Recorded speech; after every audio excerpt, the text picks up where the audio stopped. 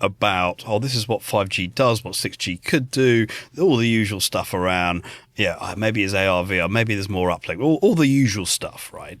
But then there's a bit of a logical leap right in the final section where it's like all of this, and we take on board that Wi-Fi is really important for indoor use, whatever, and then it comes to, therefore we've decided. And there's a bit of when I was reading it, I was like, hang on a second, there's a bit of a logical leap. Of a non sequitur. Not non sequitur. Yeah. And my suspicion is that non sequitur was, and actually no, there's a line above it, which is we took into account all of the evidence. And I can't remember the exact phrasing, the policy requirements of individual member states. And there's like one 4-letter phrase in there. And then we basically says, we've got all the evidence, and then we had a bunch of politicians who told us what to say. That's basically what it is.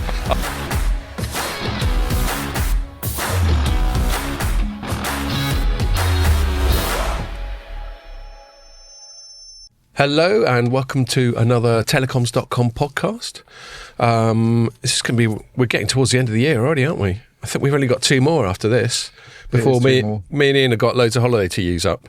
So we're just taking half of December off, aren't we? I mean, I think I've got enough to take almost the whole of December off. Right. But I got 13 holidays. It's weird. Apart from summer holiday, it's quite hard to get your shit together enough to use up. Because unlike Americans who get like 2 seconds holiday a year, we get about 5 weeks. Yeah. And you take 2+ weeks off for summer, but that still leaves you with 2 or 3 weeks to use up. I work for myself, so I just take off time. When you can, and you don't. Days here and there. So people listening will be able to hear a voice, maybe a familiar voice. He's certainly been on the pod a few times. Analyst Dean Bubley, welcome back, Dean. Thanks, Scott. And you're talking about giving yourself time off. You've got to be the most itinerant person I know in this industry. You always seem to be. I mean, you're very active. He's a great follow on LinkedIn, by the way. And you just reminded me on Substack. So there we are. Thank you. I'll plug it for you. Oh, cheers. But half the time when it's LinkedIn, it's some photo of you in the middle of nowhere. Didn't you go to like fucking Central Asia or something recently? No, I think the most exotic place I went to this year was the islands of Palau. Wow. In the West Pacific, which is in sort of Micronesia. That was holiday. Right. Although I did end up having How's that? coffee. Well, I fancied going there for years. And is that one of the places that they really got into it in the Second World War? Yeah. Well, it's got a weird history. It used to be Spanish, then it was German, then it was Japanese, then it was American, and now it's independent. Wow. And funny enough, although I was what language do they speak? Is it a local? No, it's English, right? It's English. Right. And I actually had coffee with the head of the Palau Telecoms company, who someone put me in touch with. And it's only got a population of 17,000. Right, and he's got about 10 base stations to worry about. A bit more, and they're doing it's quite US centric, so they're doing a rip and replace at the moment. It looks like several planes to get there, no? It's about 4 hours flight from Taipei where I went there, or you can go from Tokyo or Seoul or Brisbane, I mean. That whole, if no one's ever watched it, people probably heard of a great series called Band of Brothers, and they did a follow-up to Band of Brothers called The Pacific. Yeah. And basically half of that is just these incredibly bitter attritional fights over tiny little islands in the middle of the Pacific. Okinawa was the worst. That was just absolute hell. I mean, that episode where it's set in Okinawa is they're sort of sleeping on dead bodies and stuff. There was so much slaughter. Midway, that was a good one as well. Yeah. Well, yeah, but this was just the land islands. Midway was a aircraft carrier battle. Oh, that's true. Yeah. I actually had a relative who was in the Marines and fought on one of the islands called Peleliu, which tragically they fought bitterly over it, and then once they'd won it, the generals went, actually no, we don't need that at all, and they didn't bother building an air base or anything. The Pacifics are really. I've been to a few islands in the Pacific, and it's such an end of the road vibe. Yeah, you are thousands and thousands of miles from anywhere. I've been to Easter Island, and there was a telecom event I got invited to speak at, Pacific Island Telecom Association in Vanuatu. Excellent. And I'm like, which is, I was like, yeah, all right, of course I'm going to go there. Well, another thing, I mean, I know I've never been to any of them. I know nothing about them, but I am a rugby fan. And they massively punch above their weight when it comes to athletes. Those islands, Fiji, Samoa, all that sort of thing. They have some proper fast meaty dudes they also coming be out quite of there. big as well. Yeah. You don't fuck with them. I mean, I don't want to generalise that all Micronesians are massive, but the fish protein. They seem to be. Yeah. But anyway, come back to what you say. Yeah, this year has been, to be honest, too much for travel. I mean, Right. Even for me, I think the last 2 months I've hardly been home. I remember last month was all the Ds. I was in DC, Dublin. Well, I saw you there. Yeah. Dallas, and then Dubai. Right. And that was like enough for a month, frankly. I mean, to me, one of the things I hate most about travelling is obviously the travel itself, airports and airplanes. It doesn't help that I'm 6'3", so airplanes can be extra uncomfortable for me. But just the whole thing about airports, it's just something I find just toe-curlingly excruciating about them. But I guess you just have to desensitise yourself. You just sort of Or use the frequent flyer channel. But yeah. I bet you got some proper air miles. Yeah. Almost as many as Pierre. Yeah, I'm sure he does. Okay. Opening bollocks. Only one thing springs to mind, which is on Wednesday, me and Ian were out at drinks with BT. Mm-hmm. There's some nice drinks down right in central London, just Oxford Circus. What was it called? Aqua Nueva. That's it. And it was like a sort of, you have to take a lift to get up there. It felt quite posh. And they were doing cocktails, so I wasn't feeling too clever yesterday morning. Yeah, I could see that coming. I know. It's just I just go, all right, I'll have another. Unlike you, Dean, you were just saying, I should say, you brought some beers, but you got started on a fairly tasty. Do you want to plug that beer? What's it called? It's called No Worries. This one's alcohol free, but I will have a proper beer after this. Yeah, so you're much more sensible now. You were saying you were out drinking Guinness once, and you alternated between alcohol Guinness and regular Guinness. Yeah. I just still at age 54, we're the same age. I hope you don't mind me saying. No. I still haven't learnt that moderation. I don't always have it. Yeah. But it's like, I'm trying to be, particularly midweek, trying to be a little bit more sensible these days. I haven't grown out of that student thing of when there's free booze, you just want to make the most of it. Yeah, I've noticed that. Yeah, that, to be honest, after like... Give me a judgmental look, like you're sitting there sipping Evian. I mean, that's one of those things where, airport lounges, you very quickly realise you just can't, there's like open bar. Yeah. If you want to misbehave, it's very easy, but it's not wise to do it. Maybe that's maybe your travelling has helped you acquire that self-restraint. Yeah, apart from you can then go somewhere that's interesting. You're like, on Google, I was like, where's good for craft beer in this city? Or where's the best cocktail bar in Portland, Oregon, or whatever it happened to be. Yeah. So anyway, thanks a lot to BT for that. That was good fun. What did we do? Did we do anything after the last pod? We did not do much after. We went out for a drink. Right. So we didn't do anything that's worth reporting on. So I don't have any other opening bollocks. I don't think. Well, he was on the last pod. It was our colleague Gabriel Brown from Omdia. That's it. Yeah. We took him out for a drink. That was it. Yeah, it was very pleasant. I listened to that pod. It's a good one. I listened to all the pods. So. Yeah. Thank you. What do you listen to it on 1.5, 2 times speed?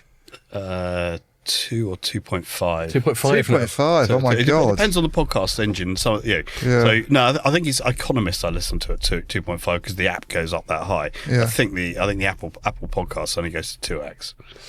I remember what we did. We met up with my old uni mate James, and you got to chat to James. Oh yes, and then you cleared off. He seemed like a very nice guy. Yeah, he's a good lad. So James, if you're listening, I tell you, I don't think James listens, but I've probably given him a shout out before. In fact, pretty sure I have. Talking about Pacific Islands, I've got the same group of mates that I met at university called Neil, who lives in New Zealand, and he listens to the pod quite regularly. So hey James and hey Neil. All right, so then I'll just get on with it, shall I? Go for it. So it's like with Thanksgiving and stuff in the US, it's been a bit of a quiet news week. We've got 1 or 2 things that we're going to chat about, but I thought, Dean hasn't been on for a while. He quite rightly pointed out to me a little while ago, I don't have to just come on for the pre-Mobile World Congress one. And I thought that's a fucking good point. So thankfully we had a window for this one, and thanks for stepping in. It's great to have you here.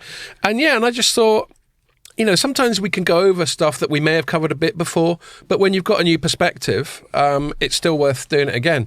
So we were not going to be so much more news-led as led by some of the things that are at the top of your mind, Dean. And I think the first one we thought we'd get into which has been quite newsy, but perhaps not necessarily this week, is the whole matter of 6 gigahertz spectrum, how it gets allocated, whether it's fucking worth the effort in the first place, and all that sort of thing. So why don't I just pass the ball to you? Why don't you tee up the 6 gigahertz chat? Cool, thanks for that, Scott. Yeah, no, I spent a lot of time looking at spectrum stuff as well as more general wireless and bits of fibre and satellite and all the rest of it.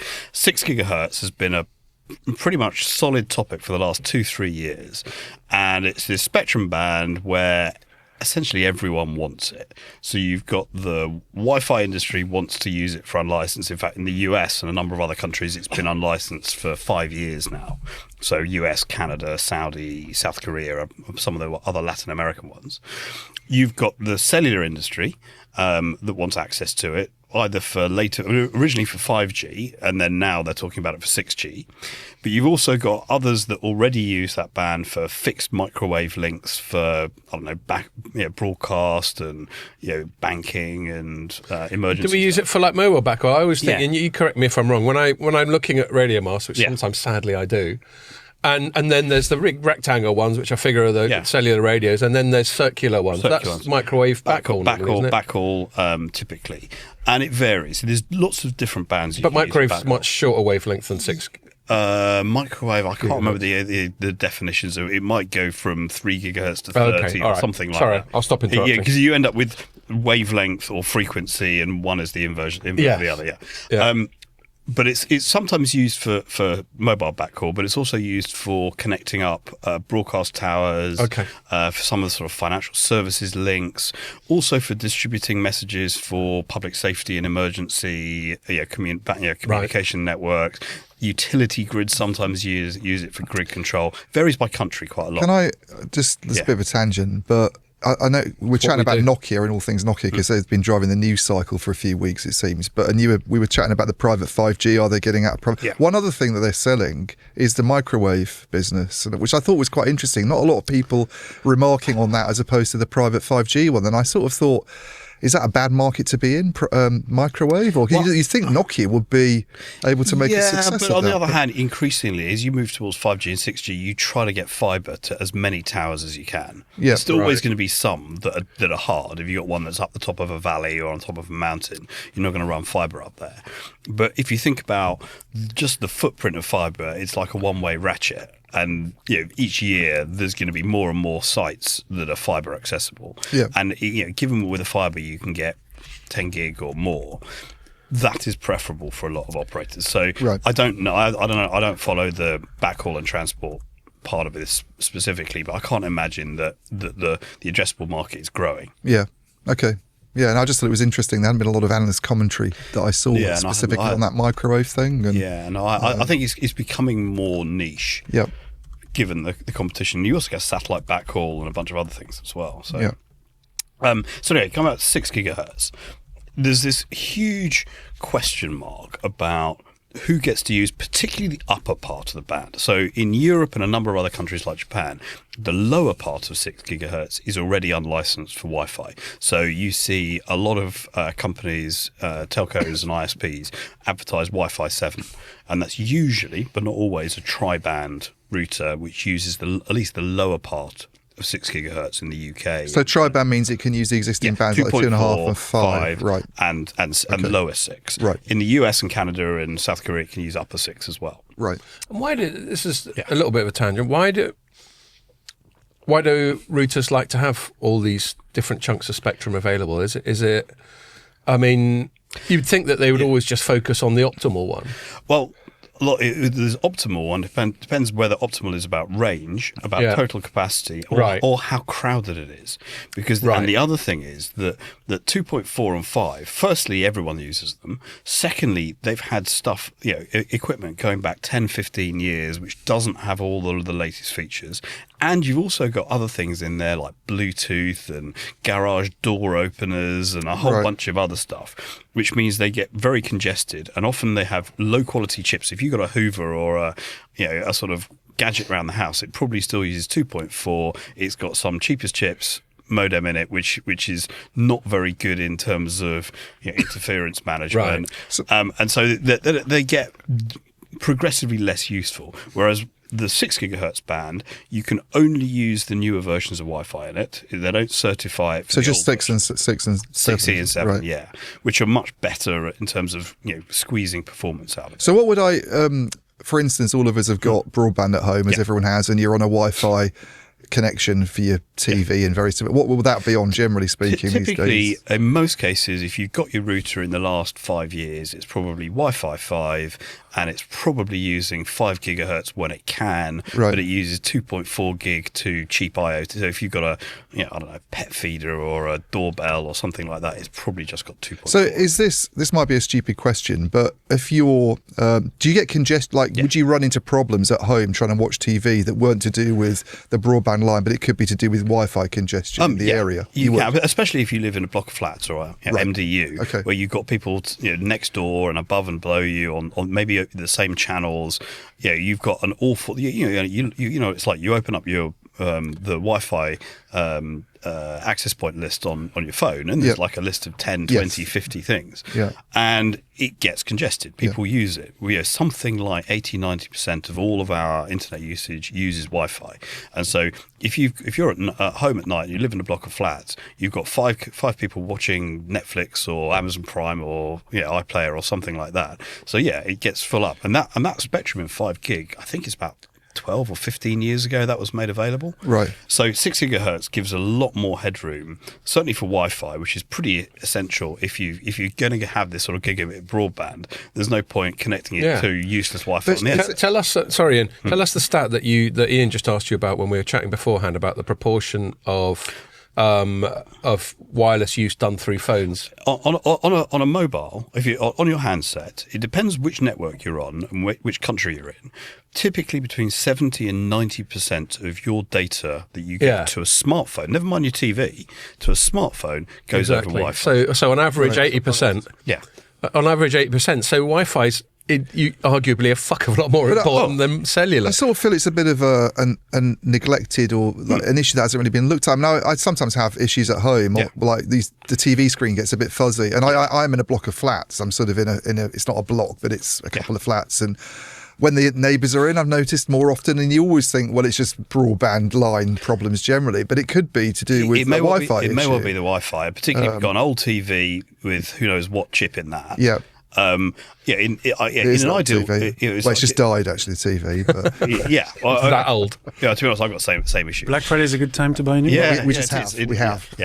So it could be the broadband, it could be the Wi-Fi. So particularly if you've got fibre to the building, it's probably not that. Yeah. If it's still an old cable around the building, maybe. No, it's fibre to the building. So, it's unlikely to be the bottleneck. Yeah. Whereas Wi-Fi could well be.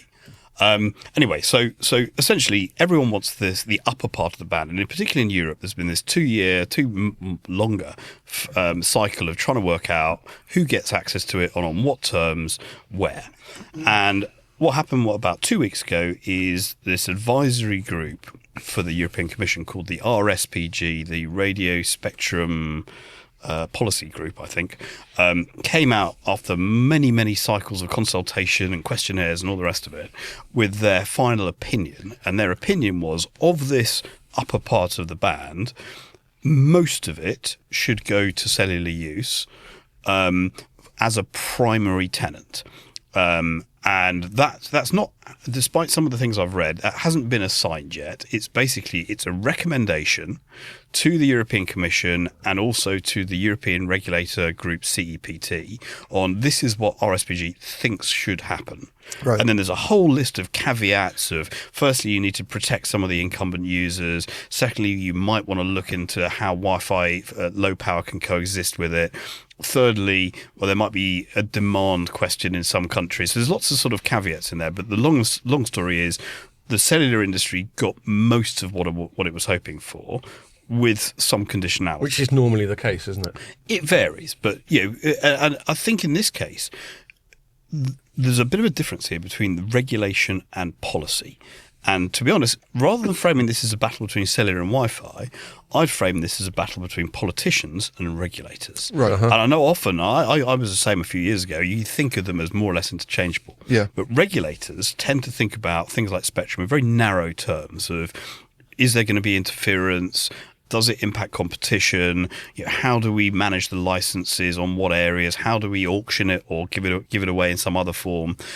Whereas policymakers have a much broader remit of, does this meet our national objectives? In Europe, it might play into sovereignty considerations. There might be trade-offs of actually most of the Wi-Fi vendors, a lot of them are US based and the semiconductor ones. So if we want to send a signal that the European companies are more important or popular, irrespective of whether this is good spectrum or not, that's signalling.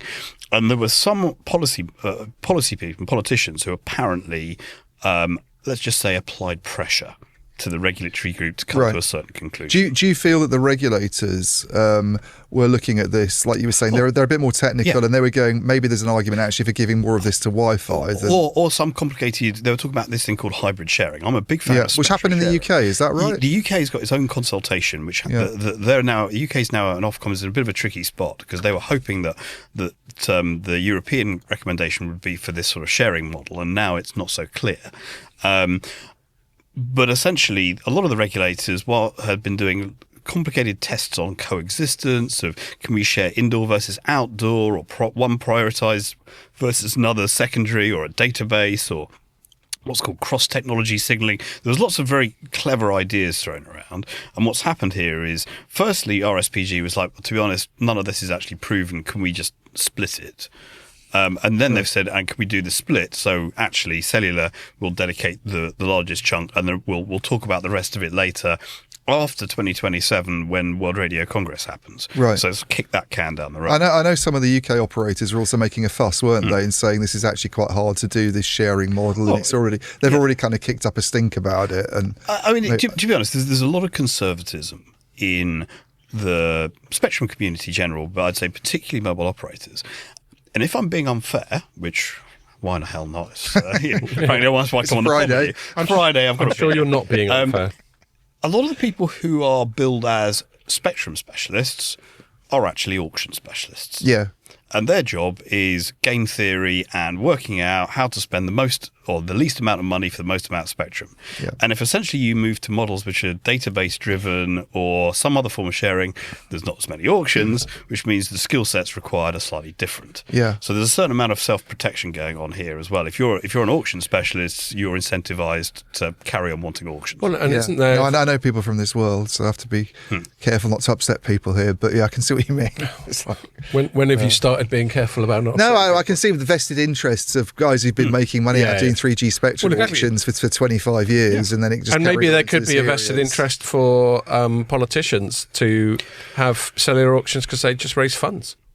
Well, you only have to look at the US, where in the US, I think it's called the Congressional Budget Office, told the FCC, you must fine $87 billion from spectrum auctions over the next period. Exactly. And that's just a form of tax. And it was part of the OBBA, the One Big Beautiful Bill Act, which essentially set targets for how much money to raise from spectrum, irrespective of whether people want it or not. Yeah. That's what Brendan Carr has been tasked with. That's so cart before the horse, isn't it? The sort of decision as it's been taken at the moment, which is, I think the media's generally sort of presented it as, 6G's got everything and there's a bit left for Wi-Fi. It's a bit more complicated. Yeah.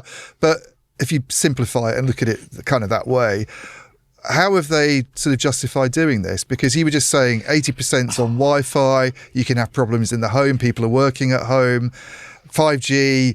My friend recently was saying I never use any gigabytes at all on 5G. On my smartphone, how have they justified this at all? There's a lot in this document about, this is what 5G does, what 6G could do, all the usual stuff around, maybe it's AR, VR, maybe there's more uplink, all the usual stuff, right?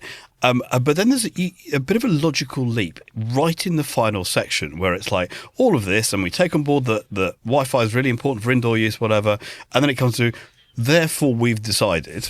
And there's a bit of when I was reading it, I was like, hang on a second, there's a bit of a logical leap. Of a non sequitur. Not non sequitur. Yeah. And my suspicion is that non sequitur was, and actually no, there's a line above it, which is, we took into account all of the evidence. And I can't remember the exact phrasing, the policy requirements of individual member states. And there's like one 4-letter phrase in there, and which basically says, we've got all the evidence, and then we had a bunch of politicians who told us what to say. That's basically what it is. I'd like it if they went, we've surveyed all the evidence and listened to stakeholders from every side of the spectrum, and we're doing what we were going to do at the start anyway. I took this document, I fed it. I've got a custom version of ChatGPT, which I did, which basically does a sarcastic mode read and summary of documents. Really? And I fed it into sarcastic mode. I didn't know that. The best was like one line of a tweet it came out with. It's like sharing only works when we decide it doesn't. Or something like that. Do you remember, we're the same age, do you remember the Mary Whitehouse Experience comedy? They used to have a character in it. So anyone who's younger or not British or whatever, you should go and look them up. They were fucking hilarious. And this is around the time, God, I think we were in like early 20s or something. And they had this one character who's a guy who couldn't help sounding sarcastic even when he was trying to be sincere. So like he could never chat women up because he'd go up and go, oh, you're looking really good today, and just couldn't get the sarky inflection out of his voice. And then the only time he didn't sound sarky is when he wanted to be. Conversely, anyway, that just reminded me of that funny sketch with your sarky mode. I mean, if it did go the way that the cellular guys want it to go, and that Wi-Fi is hardly left with anything, they're creating a situation where we could have massive congestion and problems on very widely used for most mobile usage Wi-Fi networks in the next few years. Yes, although what I think that part of the game that RSPG is played here is been leaving enough wiggle room without stating it openly. And it's sort of like, if you read this carefully, there's a few ways of getting around this. Yeah, Eric Idle. Yeah. It's like wink, nudge. Exactly. And so one of them is we'll do more testing to see how coexistence might work. Right. There was something in there which suggested that for enterprise sites there might have to be a special regime. There's another one which said that individual countries might want to have their own views on this based on demand. With that also allows them to get away with the fact that there might be some spectrum harmonization thing in the forthcoming Digital Networks Act, which is separate. So I think there's some wiggle room. And the last bit is this is the recommendation to the European Commission, which then talks to the CEPT, the 46-country European regulator. CEPT... So I can't remember. I think it's take due account, I think is the terms, which is basically they need to take these recommendations seriously, but they can ignore them if they've got a good reason to, at least legally. A lot of this strikes me as it's quintessentially EU, quintessentially European in general, of which the EU is obviously a manifestation. And, and I was just sort of wrestling with it because, it definitely feeds my prejudices that are hostile to the EU, that is excessively bureaucratic, excessively slow, and complacent and unaccountable. But then on the flip side, it does sound like they're trying their best to please everyone a little bit, and they're trying their best not to be too dogmatic and too top-down and prescriptive, which I can't really complain about. So I guess you got to take rough with the smooth. I mean, I meet a lot of people in that world, and some of them are absolutely all about, we want to have the best use of spectrum. We want to ignore inflated claims. We want to push back on everyone's assumptions. We want to use clever technology to try and share it or slice it up or divide it in some way. The problem is when you have politicians who get a simplistic message. So I can't remember if it was the Letter or the Draghi report in the EU. It said, we basically looked like they copied and pasted something from GSMA. They said, of course we need 6 gigahertz for mobile. Yeah. And I was like, you're an economist. What do you know about spectrum? Do you know what I mean? And so I think this is, again, where this tension between the quite technocratic regulators who generally are pretty good on this, especially if they're from some countries where they've got their own labs and they've got proper scientists looking at this. But sometimes they get lent on. Do you? I mean, are you sympathetic at all to the argument that the cellular operators come out with that their existing spectrum is? Because I know some people are dubious about this. Is not, is heavily utilised and it's running out. And I think in some places and sometimes, absolutely, it's busy. But you don't need to do nationwide clearance and high power exclusive licenses just because you've got 3 hours on a Saturday afternoon at Oxford Circus or Wembley Stadium when it needs extra capacity. Yeah. You can come up with a mechanism which does, I don't know, I've referred to spectrum as a service, but you can localize it. And you can essentially look for ways of dealing with the real, actual demand when and where it occurs. And I think that's much better. And no one's going to say that the I don't know, the Wembley Stadium doesn't need all the spectrum you can give it to, or sort of urban cores or railway stations or whatever. But I think we got a bit closer to that in the millimetre wave auctions in the UK recently, where they picked 60 odd city centres and I think airports and ports and a couple of other transport hubs, and actually auction the spectrum for the busy places, and then other places it's more open to everyone. And you could argue that the places that are going to be busy for cellular are also going to be busy for Wi-Fi, but maybe that's the trade-off you want. Yeah. And I think that something which gets a bit closer to not just to the pattern of demand we think of today, but can adjust to whatever the demand looks like in 5 years' time. And frankly, maybe we are all walking around with AR headsets down the street streaming 8K video to the cloud 24. I don't think we will be. Yeah, but it's that's the argument, isn't it? Yeah. I think that the big kit vendors that you mentioned, which would probably play a role in why Europe likes to go the way it does, are European, and they have this vision of people with these things on uploading videos to the maybe it happens like that. Or maybe you've actually got AI algorithms on the device, or you do it via your phone, which actually goes, Ian is in a room looking at the same two people he's been looking at for the last half an hour, and so we don't need to do the whole thing in 8K 60 frames a second. We can summarise it and say Dean's wearing a black t-shirt and a grey and black shirt, and Scott's in a t-shirt. You can basically do the whole thing and compress it in AI. I like your shirt, by the way. Thank you very much. Very cool. Cheers. You could compress all that in the device, and you could, rather than streaming 50 megabits a second or whatever, you could squash it down. Yeah. And it may well be that AI pushes us towards better compression, or what's called semantic compression, rather than sends the raw data. And the same for a vehicle. There's no reason why a car should be sending 24/7 video of the garage wall when it's parked overnight. Yeah.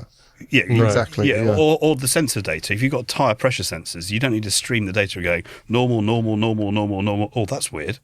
You send the anomaly. So that's a natural segue onto the utility. Yeah. Do you want me? Yeah. Do you want one of your? Yeah, I'll have a proper beer. Yeah, thanks. So you put a couple of yours on ice. Let's go for this one. That's good. Okay, so that's called Duration, Another Day Done. Another day done, or even another week done. How about that? That sounds like a sort of resigned alcoholic. That's a proper Friday beer. It's like another day on the lash. What a shocker. What else shall I put in there? I'm not going to put your scary one. I'm not going to put your 6.2% one. That can go on our emergency list, I think. That's not bad, actually. But I can put it in if you think you fancy it, mate. What do you reckon? Well, the other one's 3.4. I don't know. Shall I put the 6.2 or the 3.4 in, Ian? 3.4. All right. On the, this vision of, even if it does go this way, and we are doing a lot of uploading, and even with those caveats you've come out with, because I think a lot of people are actually just dubious that sort of thing will happen at all. But even if it does, this spectrum that they're talking about, even to someone who doesn't really know very much about this, you might automatically think, well, it looks quite good for Wi-Fi because it's all about in a particular little hotspot. Yeah. But for wide area coverage, and the people have already been complaining about the 3.5 gigahertz band for a couple of years. It's not actually been very good, and you can't get a signal anywhere. How have the regulators justified giving something that's so much higher to say that? Well, he said what I was about to say, but I was going to say much more crudely. Isn't 6 gigahertz a bit shit? For like wide area, yes, yeah. Particularly if you want to do it over wide areas, it's pretty awful. And in particular, won't go through walls, won't go through certain sorts of glass. Again, if you're using it along the motorway, maybe that's pretty good for vehicles. Right. If you're using it in a downtown urban area for outdoors, Yeah, that's probably you use clever beamforming. But you stick it on motorway because the range is pretty. Yeah, you'd have to. Short, You'd isn't have, it? you'd You'd have to have a lot of them. That's Yeah, the thing. have a lot of them. But then it becomes, this is the problem that I've got with it, is like you could, I guess, build a nationwide network with this, but you're putting in so many sites to do it that it wouldn't be economically feasible. And I think there, you'll put it in, well, I mean, ironically, the only place which has actually auctioned 6 gigahertz so far is Hong Kong, and it went for essentially the reserve price. It was very, very low. And to be honest, the Hong Kong regulators said, this is a bit of a trial run because we know there's not like a proper ecosystem of products yet. But one of the operators didn't even bother to bid, and everyone's looked at it and gone, is that it? So we'll probably see a couple more 6 gigahertz auctions next year, maybe in India, maybe in the Gulf, one of the Gulf states. And I think part of the kick the can down the road and wait till later to make a decision is to see who else uses it and whether it actually turns out to be any good. Yeah. I mean, even in China had said 3 years ago that they want the whole of the 6 gigahertz range to be, well, at least sort of designated for future mobile use. But they haven't assigned it to any of the operators yet. And you've actually now got the Chinese Wi-Fi industry putting their hand up saying, actually, can we have the lower part of the band because we've got fibre everywhere, but we can't put Wi-Fi. Why are they there? Because I think the convenient, easy view of this is that we could talk about America in a bit, but America seems to have gone all in on the unlicensed thing. China's the opposite extreme, or very much in on cellular, and Europe's sort of somewhere in the middle. But why is China sort of so pro? Let's get. Because they've got a Wi-Fi industry, big Wi-Fi industry now. They do, and they've got fibre everywhere. But there's a couple of reasons. One is just the sheer scale and size of Huawei and ZTE and the amount of their both domestic and export market potential. And Huawei sells fibre to the room and a few other fixed broadband services. But actually, if you look at their marketing for fibre to the room, it's like you don't need 6 gigahertz if you have centrally managed Wi-Fi. Right. And so, whereas in US or Europe, you're much more likely to have lots of ISPs, lots of people putting in their own access points. It's uncoordinated. So you probably, it's not as efficient, if you like, but it's more competition oriented. That sounds very regionally typical for a Chinese company talking about centrally managed. Sort of centrally planned Wi-Fi. Yeah. Yes. Yeah. It's it's very government speak.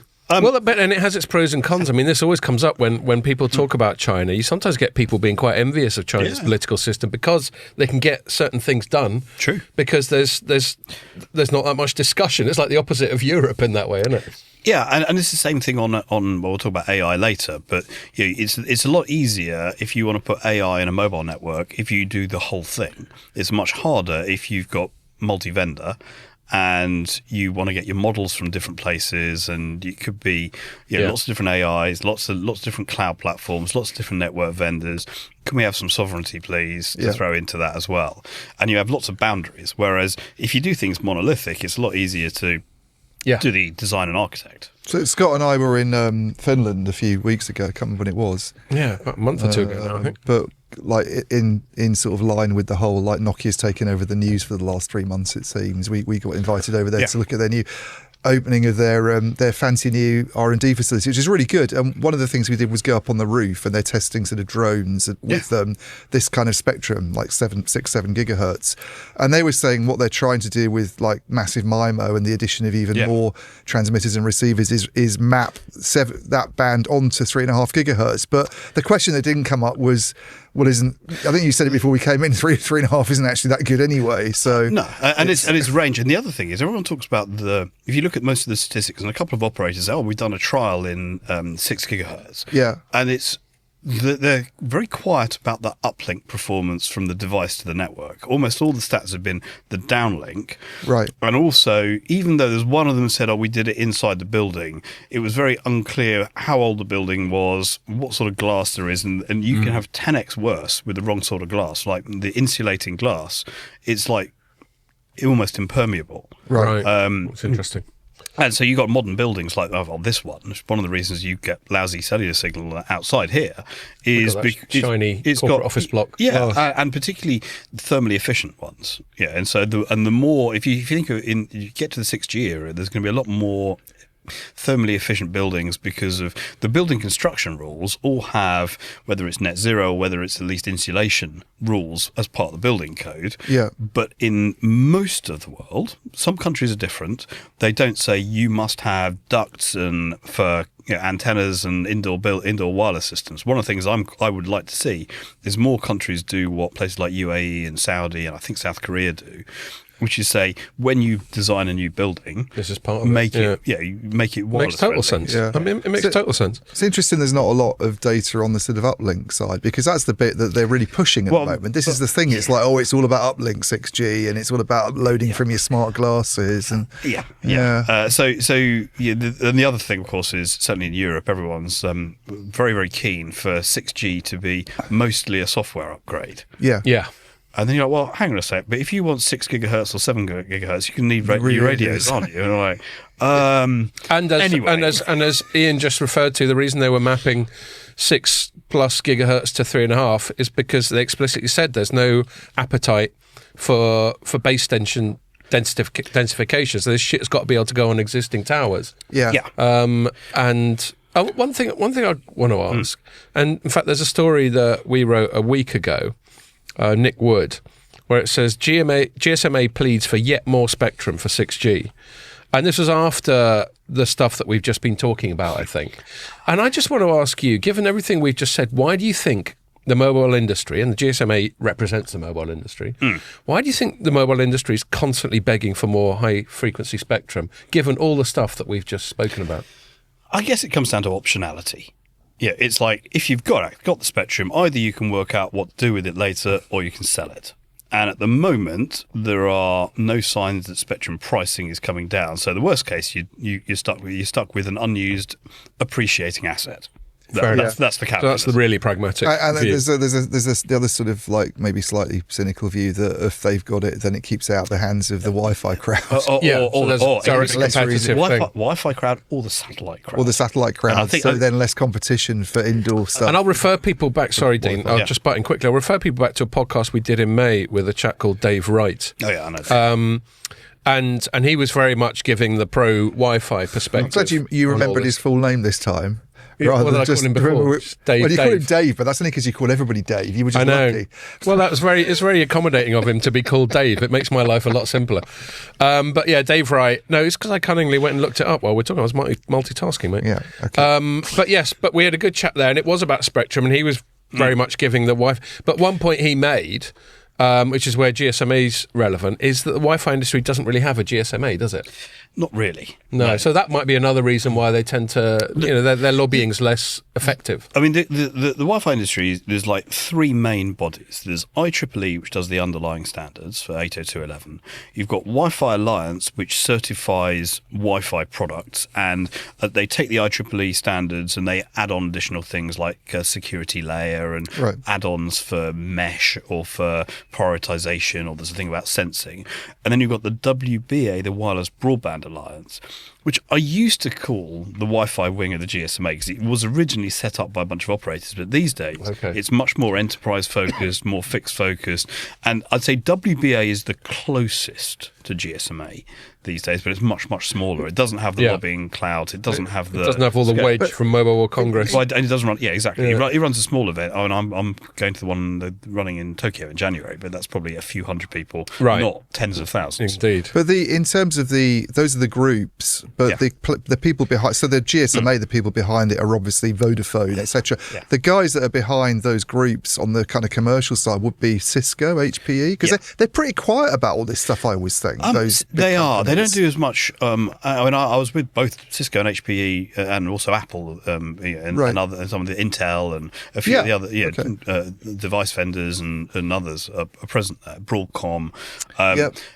But they don't necessarily have the same presence. So you wouldn't get, whereas you go to MWC or some of even the fiber industry will have the ministerial round table. So again, regulator versus policymaker. There won't be the ministerial round table at the Wi-Fi event. Right. that might have regulators. So I was at the Wi-Fi, and they co-located with a thing called the Dynamic Spectrum Alliance last week in Dubai. And that had a bunch of regulatory people who are very knowledgeable, but you won't get the Minister of Communications or the German Minister of Digital Infrastructure or whatever the role is. Right. It's the sort of the technical people who are like, we put this in the lab, or we're looking at international coordination for the next World Radio Congress, but not the policy people. I just thought, a company like HPE, for instance, which has got Aruba and makes loads of money out of Wi-Fi, if there's a risk that this quality of indoor services is going to deteriorate because they're not getting the spectrum they need, they'd be really kind of like, well, we need to do something about this. The issue is that it's not just those companies, it's enterprises. Right. Yeah, and I think that the enterprise world does not generally do much on spectrum, because if you're a manufacturing company, you're BMW or you're Boeing or you're Marriott Hotels, you've got 1,000 regulatory things you care about, from health and safety in a hotel room or the factory floor to data to AI to competition to mergers and acquisitions, and spectrum is like number 37 on that list. But you talk about manufacturing though. I mean, fully connected factories with tons of connected robots whizzing about autonomously is obviously quite a trending thing. I don't know. I presume you know more about it than I do, as you do everything else. But, is there a Wi-Fi versus private cellular network battle of wheels going on in that environment as well? A bit, although they tend to be more pragmatic. So, I spent some time. There's a company in the US called John Deere that makes things like tractors. Yeah. And I'm going to an event they're running next week. They're really ultimate. They're really sort of the cutting edge, aren't they? And they're very 5G focused. They use CBRS a lot. Right. And they have this thing of, they want to have... What's the frequency range of CBRS? CBRS is 3.55 to 3.7 gigahertz. Okay, cool. And testing you, mate. So I guess when you're on a farm, then... Well, there's also in the factory that makes the tractors. Right, okay. And so what they want to do is they want to get to having 80% of their factory using private 5G, 10% on Wi-Fi, and 10% on fixed connections. Okay. That's and do they have a reason for that in factories? Basically, they think that it means that for a factory, they can use... Here it depends on the power levels. They can use fewer access points to cover... If you've got a factory that's about the size of a farm, you don't want to be running fibre and power lines to every single bit of the rooftop if you can avoid it. So it allows them to reconfigure the factories a bit more. They think they get more throughput on it. But there's still other things they'll use Wi-Fi for laptops in the offices and certain tools. Maybe if you get a torque wrench, it could be Wi-Fi only. Others will have a different balance. And so you get some of the warehouses or other enterprise and industrial sites, they might use their own weird wireless protocols as well as the standard ones. So there isn't a consensus that one is better for one environment or use case. It depends on the construction of the building and what the application is. Case-by-case basis. Yeah. But it does sound like the arguments that John Deere's coming out with, if you're operating something that's on a bit of a big scale like that, there are advantages to having it on 5G over Wi-Fi. Like there are technical advantages. Well, one of the things to watch out for, though, is often people will compare future versions of 5G with past versions of Wi-Fi. And so, if you've got a latest and greatest release 16 or release 17 5G network and you're comparing with your existing Wi-Fi 4 or Wi-Fi 5 thing you've had for 8 years, that's very different to what you could buy if you were going to do an RFP today and buy the Wi-Fi 7, or last week I was hearing about Wi-Fi 8 coming soon. Right. And so I think there's always a sort of a temptation to sort of look at, if I'm going to replace a system, do I replace it with the latest version of what I got already, or do I go to something completely new? Are those new ones like Wi-Fi 7 and Wi-Fi 8? Are they doing things like extending range? Is that one of not so much range, but they're doing more on ultra low latency and deterministic latency. So Cisco is very hot on that, for example, and HPE does both sides. Yeah. So I think it comes down to deterministic latency, self-explanatory. Like it depends on the need and the use case. It's predictability. So let's say you've got a machine that does a reading every 5 milliseconds. It's like 5, 10, 15, 20, 25, and it needs to be on the dot, and so that's deterministic. Whereas if you can't sort of be plus or minus 1 each time, or plus or minus 2. Whereas if it's much more spaced apart, then there's more wriggle room. Yeah. So it depends. There's certain applications that need the determinism. So I think it's one of those things. It's very, very dependent on the constraints. So if you go to somewhere like a port, where you have lots of metalwork and you maybe want to send drones over 500 meters of water to a ship that's coming into the harbour, you can't realistically do that on Wi-Fi. Yeah. On the other hand, if it's a warehouse, then maybe you can, but maybe if you've got lots of crisscrossing tracks with robots whizzing around, maybe you have to think more about the latency and the interference. But on the other hand, perhaps you've got a hotel and you've got everyone coming visiting with laptops, then actually Wi-Fi is better. So there's a million and one trade-offs. That picks up on another theory I want to chuck out there for you to affirm or deny as to why cellular seems to get preferential treatment over Wi-Fi, if indeed you accept that premise, but it seems to me, is sort of strategic stuff. Like we know Nokia, for example, is pretty big on cellular for defence right now. Certainly 5G has been positioned as a strategic technology ever since the Yanks started moaning about Huawei like 5 or 10 years ago. And various other things, like if we're getting more towards a time where there's a lot more autonomous vehicles around and all that sort of thing.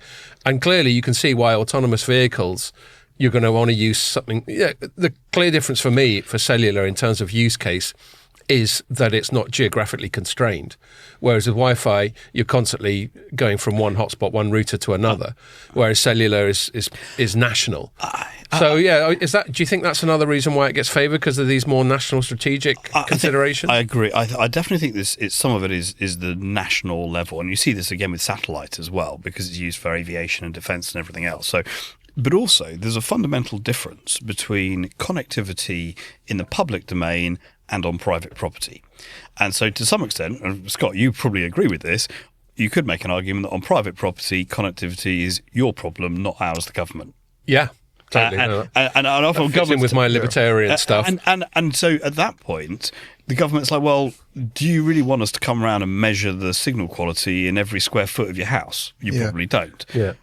So the government. Isn't it a human right? Yeah, exactly. Well, I mean, yeah. So human rights, another way of saying make it the government's problem, isn't it? So rightly or wrongly, the government basically says our responsibility ends at the front door. Yeah. And to some extent, that's a legacy of utilities. If you look at a typical utility, there's a demarcation point, and on that side of the pipe, it's the gas company, and then in your house, it's your problem if your house blows up because you didn't maintain the pipes.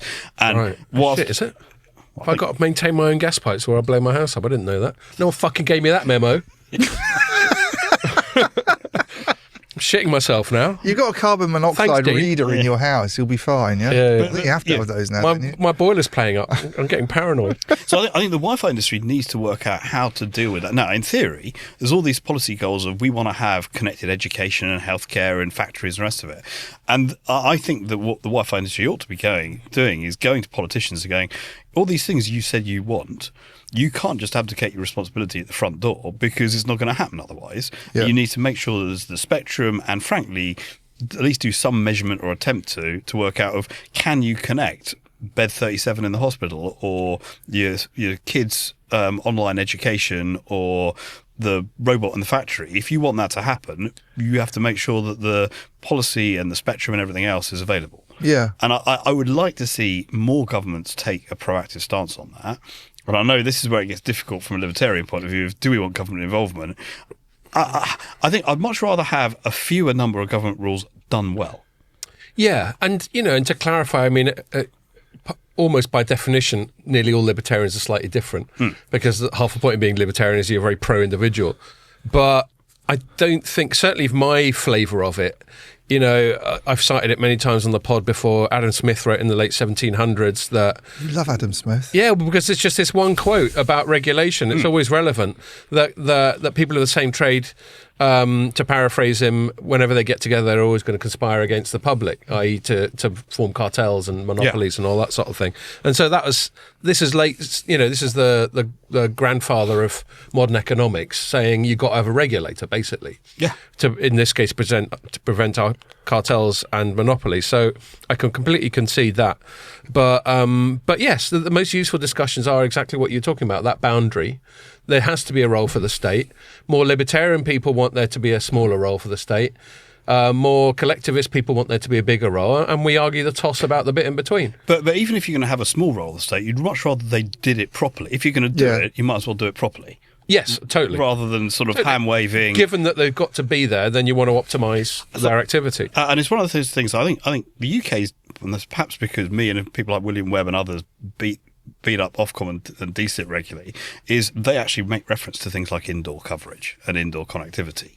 And I think it's, someone from UK was, I think, one of the people badgering the ITU to define 6G to include the word indoor. Apparently that was a big win. Right. So whereas a lot of other authorities, and I think particularly the European Commission, tends to completely ignore this indoor-outdoor distinction, which is hugely important. I mean, I imagine the I don't know if there's a breakdown of this, but the increase on in terms of mobile data, which William goes on about all the time, slowing. If you split that between cellular and what's going on in the house, where, as you say, most of it's going to be on Wi-Fi, I suspect the in-the-house stuff's going up more at a higher rate. I would have thought people watching TVs and gaming and possibly, but. Well, one of the things that would be quite nice if we actually had some bloody stats on that. Yeah. And one of the big problems is we don't.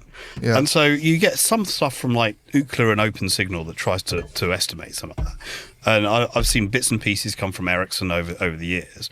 But I'd actually quite like to, when you see, and there was this Ofcom Connected Nations report, and that did actually mention some aspects of indoor connectivity, which is, I know the French regulator does, occasionally the Irish regulator, some of the Gulf ones do. Yeah. But I'd like to see it taken more seriously. We don't have the numbers or even estimates for most of this. I'll tell you one thing, talking about numbers, the quick story I wrote this morning before I came out here. It's a slight tangent, and I won't dwell on it for too long, but I thought it was an interesting little milestone. This is data from an analyst firm I wasn't really familiar with before, called Point Topic. Oh, they're very well known. Right, well, that just shows I'm shit at my job. We already knew I was shit at my job.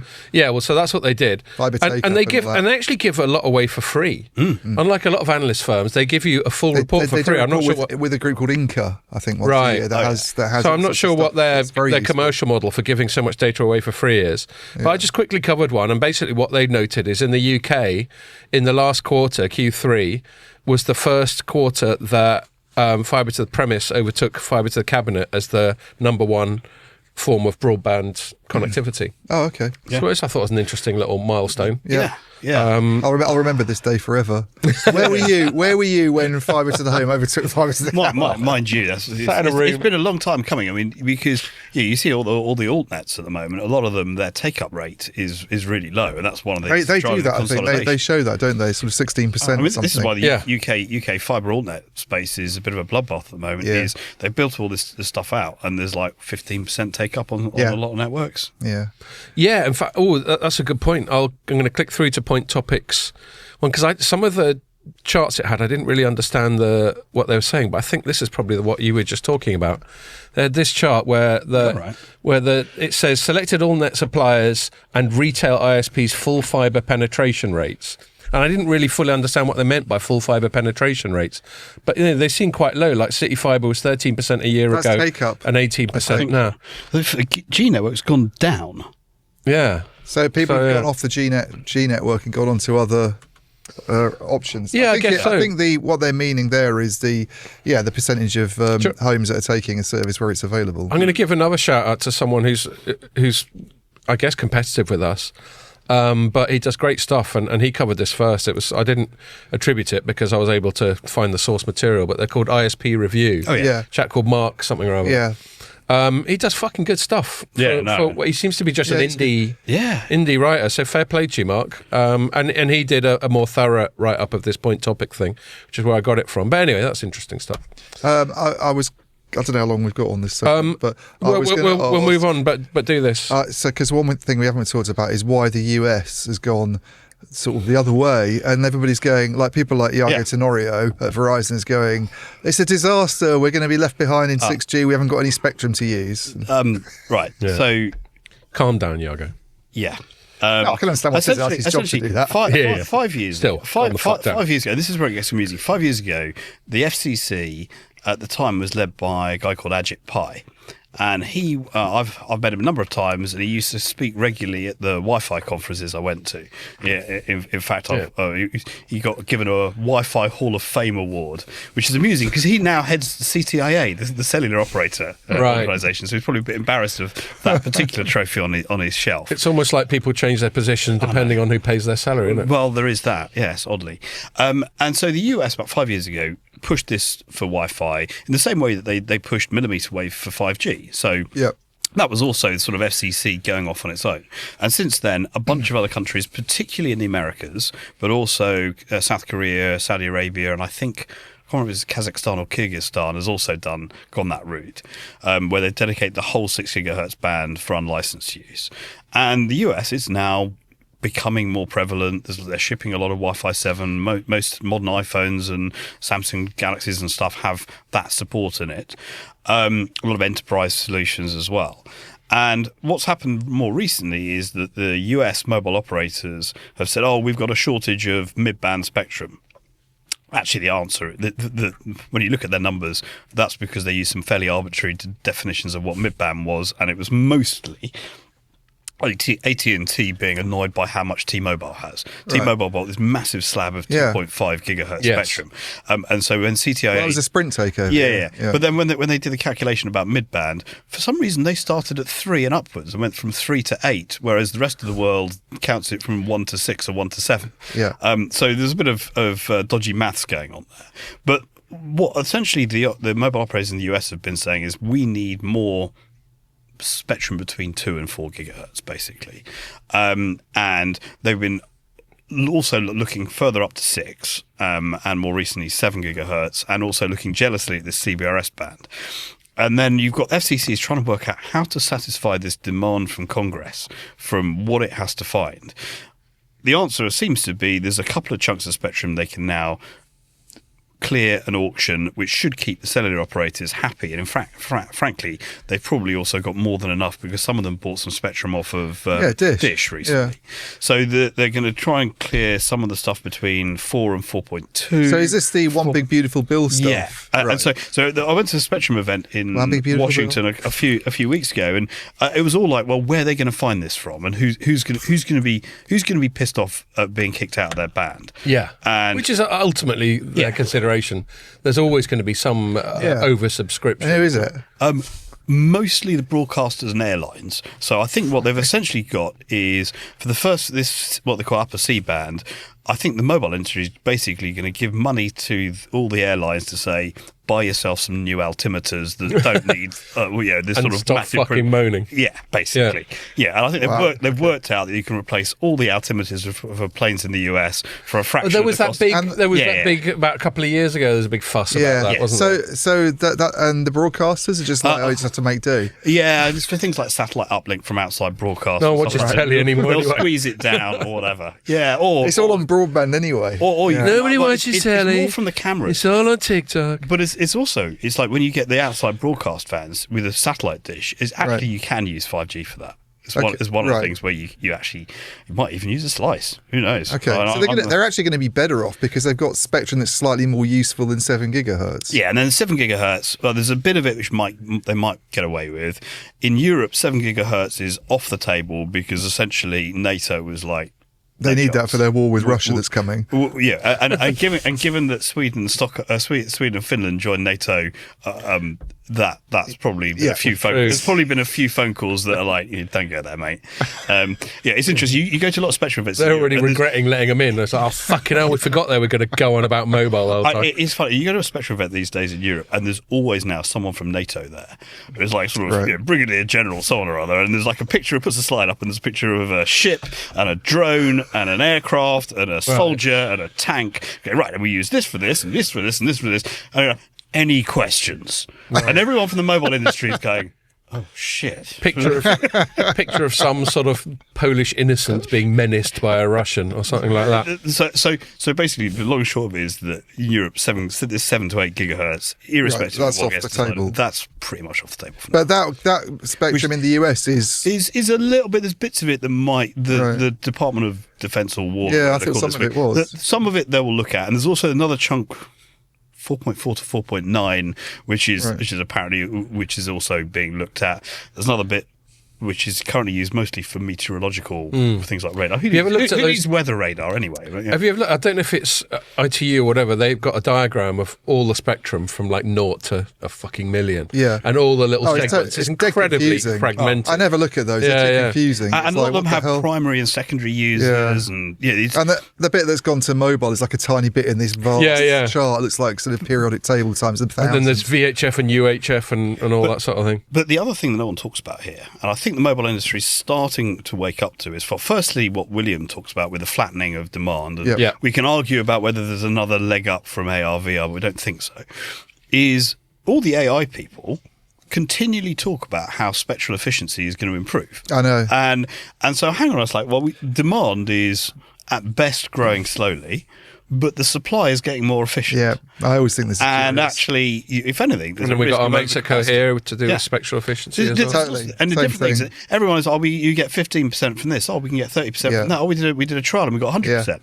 And like, there's this whole litany of improvements, and you don't have to believe all of them, but and there's also consolidation. So you're going from 4 operators to 3 or 3 operators to 2, which means there's some spare spectrum. I think those are all good points. The other thing that I think is interesting is turning off older spectrum bands, like 3G is no longer used in multiple countries, and you can use that for, like, BT goes on about, you meet Howard Watson, he's like, we're using 5 bands now for standalone and all this. The nice thing is you meet some of the regulators and they're like, roll their eyes like, yeah, we know. Yeah, we see all the press releases from the GSMA or whatever, and they're like, we have to sit and nod politely, but we're not stupid. We do actually understand this stuff. Yeah. So that, Ian, if you don't mind, I was just going to ask one more thing. Go on then. Because I don't know Fucking get on with it. But there's this thing this other thing with 6G that they'll come out with and go, and again, it's not just a Yago scenario. I remember talking to Tommy at Nokia about this. It's like 6G will need channels of 200 to 400 megahertz and carriers, whereas in 5G it's been 100 and I've never really sort of dug into this. Why do they need these big bands? It doesn't sound very efficient. Well, to be honest, I hear this from the Wi-Fi industry as well. It's like you've got 160 and there's 320 megahertz channels in Wi-Fi 7, and I heard someone talk about, maybe we can get 640, and you're like, well, what do you need it for? And the answer is there are certain things in some places, like maybe you're doing 8K AR, VR or something that can benefit from having large channels in very, very localized places. Right. The other one is this idea of using the radio network for sensing, and apparently the more frequency you have, the better the resolution of using it as a sensor. Now, I'm just starting to get my head around this whole sensing thing, and it's very interesting. But most of our regulatory framework is about communications. So I think all the policymakers and regulators need to almost start from scratch, deciding what do we want from radio for radar and sensing and that type of thing, and how much do we want for competing radar networks? Yeah. Probably the answer is no. Yeah. And so the broader category there seems to be that people are talking about this sort of 6 gigahertz. And I completely agree with your question, Ian. And I kind of alluded to it earlier, why they're always asking for it. Because it's got these fat channels in it. Because these fat channels. But it was almost like they were implying you can't do it in less than 200. You can't put it in 50 or something. Depends what you want to do. Right. And the answer, a lot of this comes down to is, if all the rest of it is off the table, and in Europe you can't get the 7 to 8 gigahertz, what's left? And the answer is 6. Yeah. And it's like, it's not optimal because of going through walls and stuff, but you could make a reasonable argument that's saying unless you go up to like 8, 9, 10 gigahertz, it's all we've got. Yeah. And so I've got some sympathy for the argument of, if you absolutely, and you can prove you do need it, and that proof isn't there at the moment, I can see why you might want to be looking at this as this is our last chance. Yeah, and it generally, like, for example, I've mentioned already, if Ray from Cohere was here, he'd probably make the future-proofing argument to some extent. He'd make it a lot more specific and technical than that. And this seems to be a lot of the argument. It does give me a segue, if that's right, to sort of move it on a little bit. We haven't talked about terahertz yet. Oh, God, no. Fuck off. I was just joking. I was actually going to go to the loo, if that's all right, though. All right, okay, well, let's have a break. You might have to wait a bit, because there's no toilets in use. Well, do you know what? No. Do you think you can sneak out? Because I could carry on chatting to Dean. Hold on. Let's just have a quick break while you sneak around. But there was a natural segue, which I was trying to do, and I was half joking with Ian. I've been trying to segue for a little while. This is kind of my job on the pod, is we get so into the main topic that unless I crack the whip, we just leave fuck all time for anything else. But the segue, I had here is another time I've heard 6 gigahertz or higher frequency come up is in the context of AI RAN. All right, yeah. And I think it was NVIDIA when they were pitching it, I don't know if you got a separate analyst briefing, but before the big 1 billion investment announcement came out, they were just pitching the more technical collaboration with Nokia. And Ronnie Vashishta was explaining why putting GPUs in cell sites is a great idea. And, obviously he works for NVIDIA, so he's going to say that. But, let's not be a dick about it. He substantiated it with various kinds. And one of them was to do with things like beamforming. Yeah. And when you're, and I've said crudely that 6 gigahertz spectrum's a bit shit. And what by that I mean its propagation characteristics are poor in that it doesn't, as you've said, it doesn't get through barriers very well. It doesn't have very long range. So it's a bit shit in that respect. And then things like beamforming, basically my understanding, and correct me if I've got this wrong, are explicitly exist to make that spectrum better. To improve its propagation characteristics through clever ways of like directing the beam, and hence the name beamforming. Before you answer, Ian's just come back, so I'll let him sit down. It's like an American board meeting where they just I took the opportunity. We've got a very tiny studio in here, so we've all got to do the hokey cokey when everyone wants to get out, especially Ian. So I took the opportunity of your absence to steer it away a little bit, but only a little bit as far as AI RAN, because one of the uses of AI RAN is to help with things like beamforming, and I was just asking Dean what he thinks of that argument. I think beamforming is one of the use cases for AI in the RAM, whether it's GPU powered or some other form of processor. Right. And absolutely, or beam management in general of where, how many beams, where do they point, what spectrum do they use, potentially situational awareness about buildings or other structures. Does it go straight through a wall? Does it bounce off something? In theory, you can have almost a digital twin, not just of the radio environment, but the whole layout of a city or a block or something like that, and have much more intelligence about where do I need to get to the end user. Slightly different set of questions on the uplink is from the user back to the network. But actually, one of the things that I don't think most people have joined the dots on with regard to NVIDIA is NVIDIA obviously has a background with graphics processors. Yeah. And one of the use cases of graphics processors was around ray tracing for light in games and things like that. Which sounds a lot like beamforming, doesn't it? Yeah. Haven't you heard ray tracing? I don't know what that so is basically, if you're playing a game and you want it to look realistic, obviously there's always distinct sources of light in the real world, whether it's the strip lights in this room or the sun when you're outside or whatever. And ray tracing makes that look as realistic as possible. That's, okay. And I strongly suspect that the maths for ray tracing... Caravaggio of compute. There you go. That's what I was thinking. I strongly suspect the maths for ray tracing is very similar to beamforming. The names sound similar, that's for sure. Yeah, it's all propagation of whether it's light or radio waves. Yeah. So I suspect that they're quite keen on extending that heritage. Right. And so if you couple that with knowledge about the environment, either what you know from geographical information systems of this building, which is 8 stories in this location, maybe even made of this particular building material and construction, and there's foliage that might be thick in the summer and thin in the winter, you can probably do quite a lot of good work in enhancing RAN performance with situational awareness, as well as interference management of things bouncing off of different surfaces and things like that. So I've got quite a lot of sympathy for some sort of AI-enhanced radio to improve beam management and power management and what's called channel state information. Yeah. So totally down with that.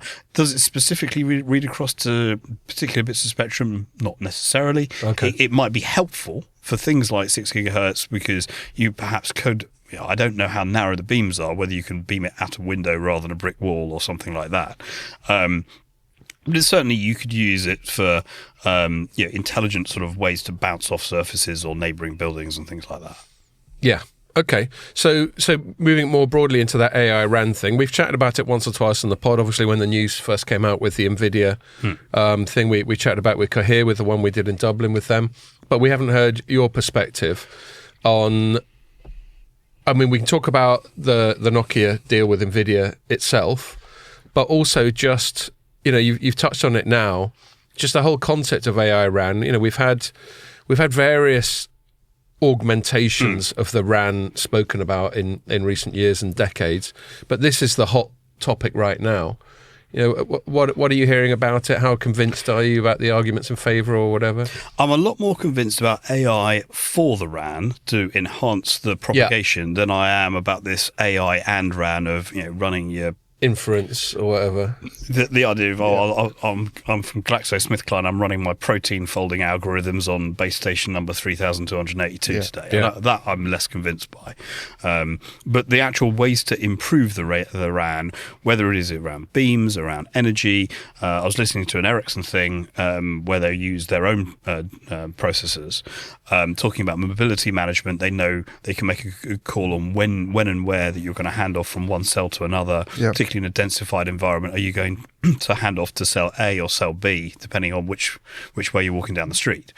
So there's certainly things you can improve there. Now, whether that needs different sorts of AI, whether it's deep learning or whether it's sort of learned and reinforced behavior, I don't think the sort of LLM type approach and Gen AI have as much relevance on there. I hear some people talking about, can we have waveforms created on the fly with LLMs? And I'm like, well, that's great as a lab idea and maybe some military applications, but the certification and interoperability questions there are huge. So I don't see that being realistic for mainstream. So there's lots of possible ways for AI to improve RAN performance.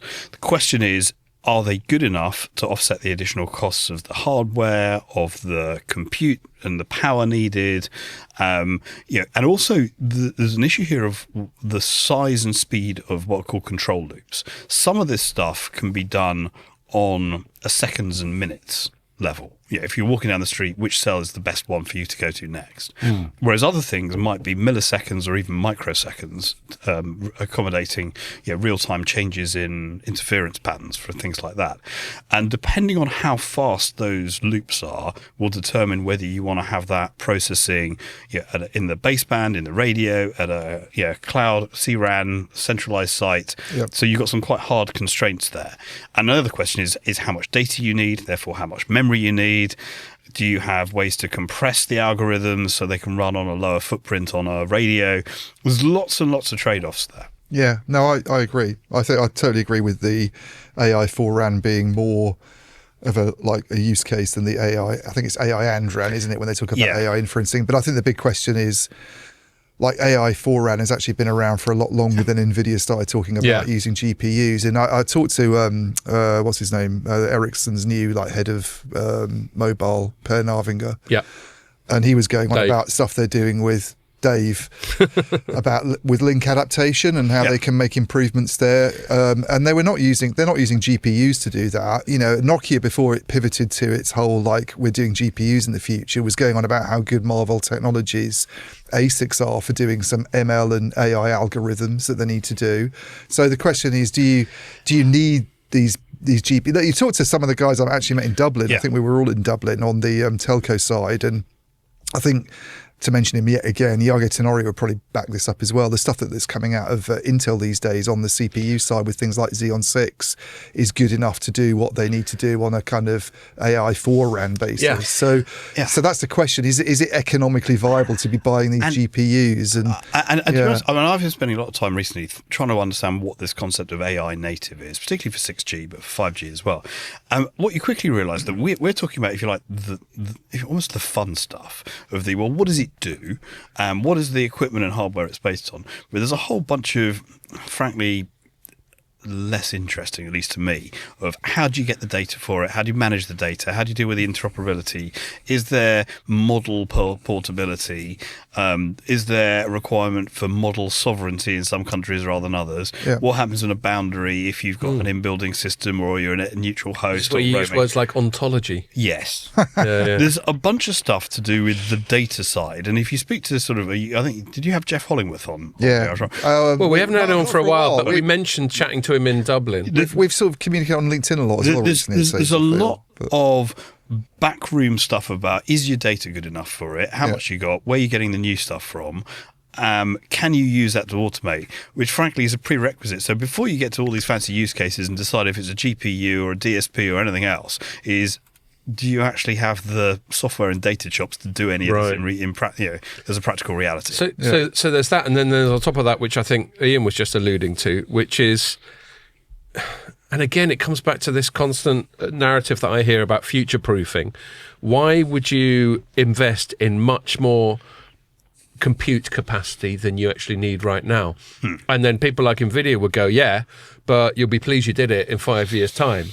But that's still, I always find the future-proofing argument, it's not completely disingenuous. It's not without merit, but it's a bit of a leap of faith. Well, it's like someone selling you insurance or whatever, stubbing your toe insurance. There are other problem with the do you put your GPUs actually in the base stations, which I don't think a lot of people really buy into, even the people who are quite sort of pro this, is that then, okay, you're going to have some kind of centralised RAN, like a baseband, call it baseband hotels, don't they? They're all hanging out at the bar ordering whiskey sours, Scott, like you the other night. And well, since my baby left me. But a lot of these Spinal Tap singing Heartbreak Hotel, unless you've got a lot of fibre in the ground, or you're in a market like Japan, where I think Rakuten's got quite a sort of centralised RAN compute sort of thing going on across the whole country. Like you talk to people like Orange, like we don't see any economic reason to do C-RAN, and it's like a huge investment to do it. So you've got to get over that hurdle before you even think about doing a GPU-based central RAN anyway. And I just think there's so many obstacles to doing it. One of the challenges is that there's so many prerequisites, differences between countries, and then there's lots of sort of internal conflicts of, do you have one AI architecture to rule them all, or do you break out the millisecond, microsecond, deep in the RAN stuff, and you think, well, frankly, there's no reason to have that on the same framework as the customer service chatbot. And everything in between and then where do you put the dividing lines? And then there's the sovereignty, and in the US it's all about performance, and they're trying to get more, which is based on US sovereign equipment, but they want to have openness in like bring your own model and competition between models. In China, it's very much more going to be we have to make sure that every model gets the seal of approval. In Europe, it's going to be, well, we want explainability, and it's all going to have to be energy efficient as well, and it's going to have to sort of have a rollback, and maybe we're conservative and we have to have a fallback to non-AI. And so you end up with all these different sort of philosophies, and you try to get that into a global standard while everyone is still also arguing about spectrum and about vendors and about tariffs and about AI and data and privacy and all the rest of it. There's so many different areas of conflict. The idea we're going to come up with one nice, neat standard, and no one can even really define what AI native even means or what it's for. Indeed. For me, it's a bit of a recipe for disaster. I'd much rather have AI friendly or AI enhanced, rather than say, we don't really understand how it's going to work, but we're going to define AI as the substrate for everything.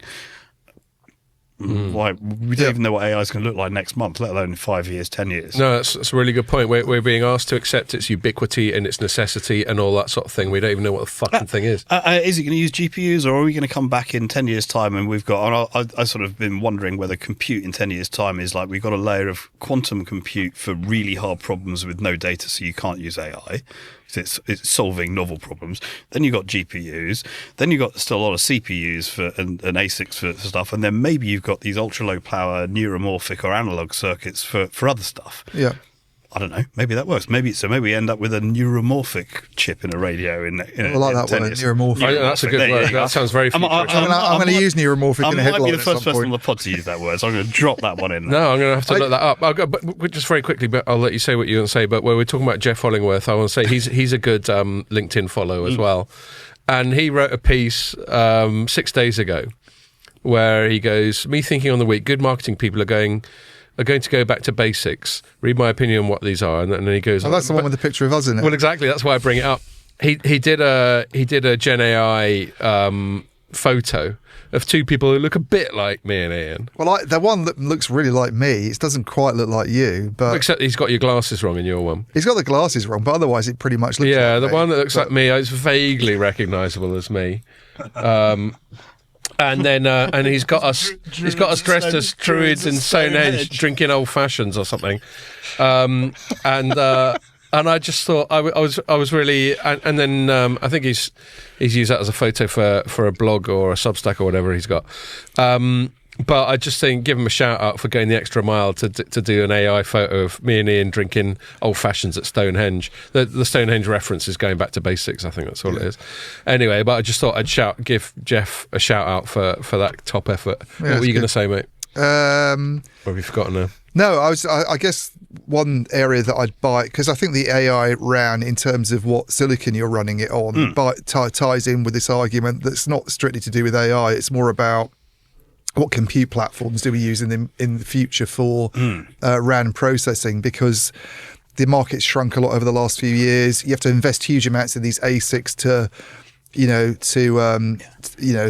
support these sort of future technologies that are coming along. This is the whole argument about using general purpose compute, piggybacking on the kind of bigger IT industry. That's the whole reason we've had like virtual RAN, the cloud RAN discussion for ages. It's like it's much better to make use of the general purpose processors. You've always been excellent on. Yeah, and I think that this is like a continuation. And this is exactly how it's actually framed by Justin Hotard at Nokia when he was talking about the decisions to go all in with NVIDIA. Is like NVIDIA is the world's kind of going on to NVIDIA, and it makes sense for us to kind of ride in the slipstream of that, in the same way that people were talking about doing that with Intel in the past. The issue for me with that is this was the concern, and I can't say who said this, but CTOs that we've had at conferences where it's been like Chatham House rules have said, well, you don't want your whole, in a world where they're talking about open RAN and virtual RAN and not being too reliant on one company, you don't want everything to be based on Intel silicon. And let's look at what's happened, by the way. A few years ago, people wouldn't have been saying Intel was in the state that it is now. Indeed. It's inconceivable that NVIDIA would have problems, but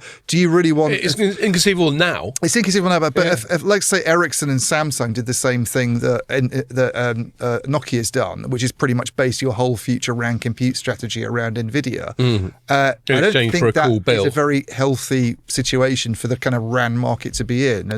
And then you kind of think, like Dean was saying, what are the options? We don't really know. What are the options going to be in the future anyway for doing some of this stuff? Because one of the things that I'm seeing also with this sort of AI for 5G and 6G is it all done from the network, or do you also put some of the models on the device to try and work out the radio environment around them? And if so, do they collaborate? And who owns that collaboration? And so you can... Because on device, you'll have someone like Qualcomm. Well, exactly. Being a piece of the action as possible. So I see the potential sort of for a sort of Qualcomm versus NVIDIA philosophical or ideological war. Well, Qualcomm doesn't mind going to war with other American companies. Just look at Apple. Well, I'll throw Broadcom into the mix as well. Yeah. Because it's only on the Wi-Fi, but also on the fixed network side. Everyone talks about sort of white box servers, and it being, Intel or NVIDIA. Actually, white box switches are all Broadcom on fixed. So there's so you can frame the whole thing through the lens of a sort of next decade semiconductor battle, and everyone else gets pulled along in the wake. There was an interesting little story in The Economist I noticed this week about like challenges to NVIDIA in the future, because everybody's like the whole thing just seems to be like NVIDIA. We talked about like Huawei, what it's doing, but that's a different ecosystem almost. And there was a thing about Google's TPU. Google which is, I saw that. Which is, I thought was really interesting. That I was going to do a little spin-off kind of RAN article about it and reach out to get a few comments. And NVIDIA did a little sarky tweet going, we're really happy for them, but they're still miles behind. Oh, did they? I'll fire it up for you. But then it was Google that came up with the original white paper that essentially led to LLMs. I can't remember what the it was essentially an evolution of deep learning. Something they came up with a couple of weeks ago saying, actually, we've got some way of doing, I can't remember if it's continuous learning or feeding back from it was basically blending inference and training. Right. And then I know there's a bunch of other sort of AI, not even models, but architectural concepts. I've got a client that talks about something I really don't understand called ephaptic coupling, which apparently that's the first time anybody's ever said that on the pod as well. Which is some way in which apparently neurons in the brain don't just communicate doing some linearly. Ephaptic coupling the other night. You actually get coupling between bits of the brain and other things, or like sideways. I don't know. Bloody hell. Anyway.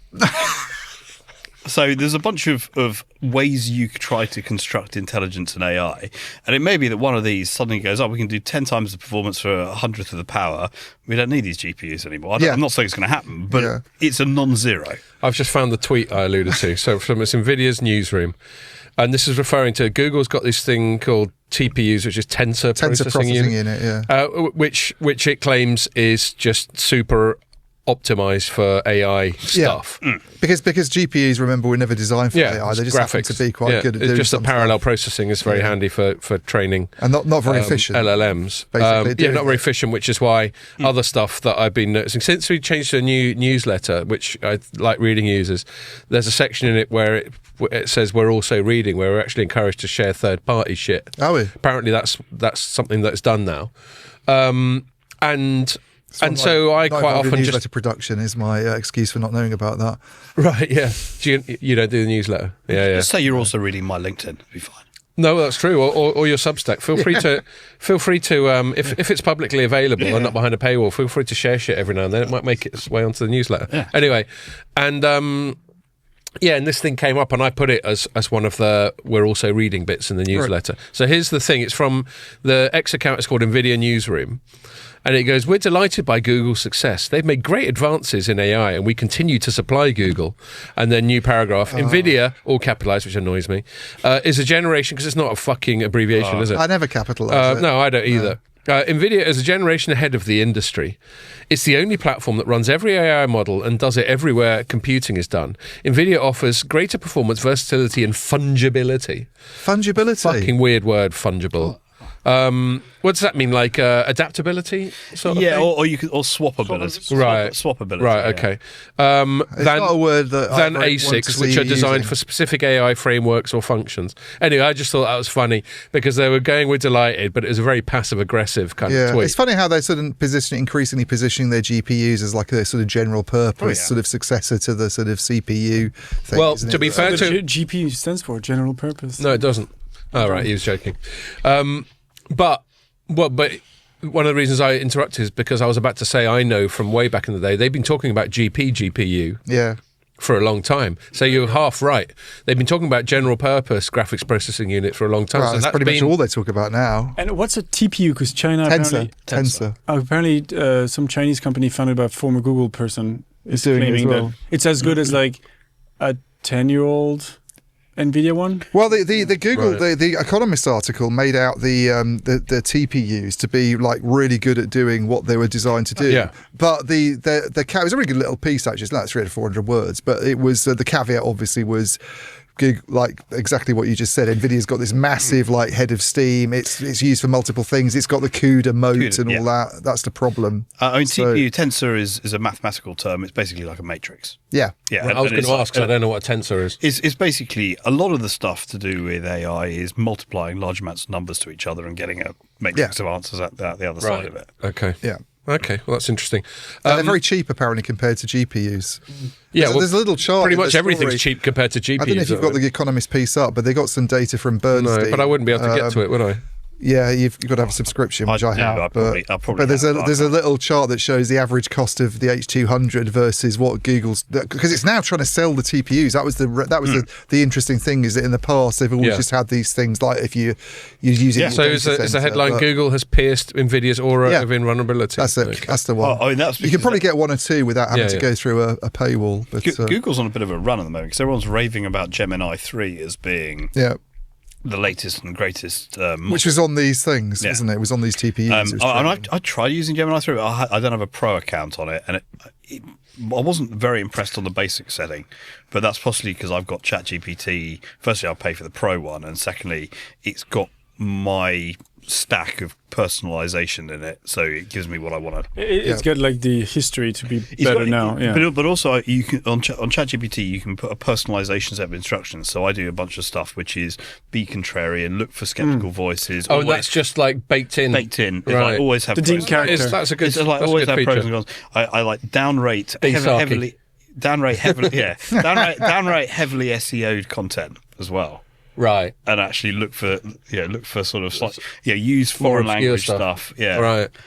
I was impressed by the Nano Banana Pro release. That's pretty impressive. I haven't tried that. Where in the past you'd look at an AI generated photo and be like, "Oh, that's clearly AI." Everything is like brushed. Yeah, to the max. like the one that Jeff did of us two. It's clearly AI generated, but it's still quite funny. But now they showed side by side, like, oh my god! And you have to look in the background. Oh yeah, that guy in the background, his fingers are a bit weird. Well, that's that's all very dodgy. We haven't got time to go down the rabbit hole now, but that's where it all gets very dystopian, where no one can distinguish between authentic. It's like photo evidence is not really a thing. Yeah, like some of these women that I obviously don't look at online, and they're apparently not real. They're AIs that you've heard about from your pervy mates. Yeah, AI mates, but yeah. Yeah. I like the Economist. They've got quite a good photo of Jensen Huang sort of looking a bit baffled and thrown off. That is a really good picture. I quite like the choice of photo they did for their story. Look, we've only got about 15 minutes left, and there was one other thing that I wanted to cover before we finish off. Ian wrote a piece this week, which he says is already one of the most read stories of the year for light reading. So I think that alone makes it worth talking about. And also there's a natural segue because it involves Nokia. Well, I'm surprised it did so well on Thanksgiving, but maybe that's what people do on Thanksgiving. Well, there we are. So the headline is called. Stories. So the headline's called "The Americanization" with a Z of Ericsson and Nokia, and maybe that's it. Well, Yanks Thanksgiving, it gets very Star Spangled Banner. It gets very sort of patriotic and all that sort of thing. And I'm not criticising them. Fair play to them. That's more 4th of July. Is it? Yeah. Oh, but Thanksgiving's still part of their founding myth and all that, isn't it? Family-oriented, not really flag-oriented. It's part of the founding narrative, isn't it? Yeah. And what were they giving thanks for? Not starving to death or something? It dates back to 1620 when they got off the Mayflower. The Pilgrims. And they'd overcome adversity, and they'd sort of made friends with the first natives they met, and they were sort of giving thanks to God for just letting them get through that and getting through the difficult first few months. Basically, that's the origins of it. So it's a little bit flag wavy, perhaps not as much as the other one. But anyway, so maybe that's one of the reasons it's popular. But maybe another reason it's popular is that especially orange photo of Donald Trump you've got on it. Well, Jesus Christ. I mean, I know he gets the piss taken out of him, but surely he can afford a more subtle fake tan than he fucking buys. Jesus Christ, Did you tweak the white balance on purpose? No, I haven't done anything with it. I just got what he looks stock like. photo. It's a stock photo of him holding up a booklet saying foreign trade barriers. He's just looking very orange. Anyway, maybe he just drunk lots of orange squash. And the hand is very pale compared to the face as well. That's true, yeah. No, it's obviously fake tan. The ear is pale. I just think he's got a few bucks. Got a foundation. He can have a fake tan. You can have decent makeup artists at least, yeah. He just like someone's just chucked a cup of coffee in his face. He's got foundation on. Yeah. Anyway, and so your headline was the Americanization of Ericsson Nokia, and it's interesting because it was obviously an analysis piece where you were just looking, and I completely agree with the inference of the headline, where Ericsson, we've known for a while, is increasingly dependent on the US. It's like close to half of its revenues. 43% so far this year. Yeah, exactly. Yeah. But I guess you were inspired to also just talk about, because of these things like the NVIDIA deal, but then also more recently there was a press release where they were banging on about. In fact, it was the one that I read out on the pod, the investment in America when it had just come in. Yeah. So tell us a little bit more about. Well, I think that story. I mean, there's lots of threads tying together with it. Really, I think if you go back to when Donald Trump first came in, there was this concern, and there's been a bit of concern, I think, in the US for a while now, that they don't actually have any mobile kit vendors. Like you got to go back to sort of days of like Motorola and Lucent and those guys. And if you go further north of the border, obviously there was Nortel as well. But the North American kit vendors have gone, basically. They got sort of swallowed up in all the consolidation that went on 20 years ago. And when 5G was like becoming a thing and everybody was going, it's going to be a really critical thing, there was this concern that this is a whole Open RAN argument, I think, from a US perspective, was let's engineer something where we can get specialists back into the market and maybe grow them, and maybe have a Mavenir was maybe one of the hopes for this. Airspan, Comscope, JMA. Yeah. And it's clearly not worked out. It's not where those guys would have hoped it would be in sort of almost 2026 now. And I think the focus has come off because instead of trying to build an American company from scratch or do it through Open RAN, what they've basically done is get the Nordic vendors to do more in the US. Yeah. And it's partly a combination of the tariffs have done this to some extent, which is to force Because it incentivises investment in the US. Ericsson saw this coming. Credit to him, Ericsson, the first Trump administration, when he was talking about tariffs, but there was less that was obvious that was happening. They took him seriously, and there was obviously concern about EU sourcing components from China. There's a whole Huawei discussion going on. They've got this automated factory they set up during that period, I think. I've been down there. I've never seen it. It's just outside Dallas. It's very impressive. Louisville, isn't it? Yeah, they did an analyst tour. And they've also got, not too far away there, I was at their Ericsson North America headquarters. Yep. Had a chat, got a tour around their demo center, and I was driving a 5G connected little mini remote control car around their offices on CBRS network and using network slice and all the rest of it. You live in the dream. Absolutely, yeah. And you've got so there's things that they're going to struggle to do, like there's components obviously that you can't get in America, printed circuit boards, a lot of the passive stuff that you get from the US. But you talk to the Ericsson guys these days, and they're pretty optimistic about even trying to shift some of that stuff over to America just to sort of avoid what they pay. And then you've got a boss at the moment of Ericsson who's got dual US Swedish citizenship, spends most of his year outside Sweden. They're getting all their money from American companies. All their profits pretty much are coming from those big American companies. Nokia has just appointed a American CEO. It's put another American in charge of its biggest business unit, the network infrastructure one, after buying Infinera. The announcement of NVIDIA is key. NVIDIA, American companies, are the second biggest shareholder in Nokia. Dell and HPE as partners to them as well. Totally. So I think the NVIDIA thing we spoke about at the time, but when the NVIDIA announcement was made, there was a distinctly MAGA flavour to the rhetoric, wasn't there? The whole press release, I think I commented on this in the story, had 6 or 7 references to America. There's even a thing from... You've got a subhead called MAGA a different way. Yeah, well, I think there's even a comment from, I can't remember his name, the guy, he's one of the top officials who said this is another win for the Trump administration. Lutnick came up in the press release. Lutnick. Yeah.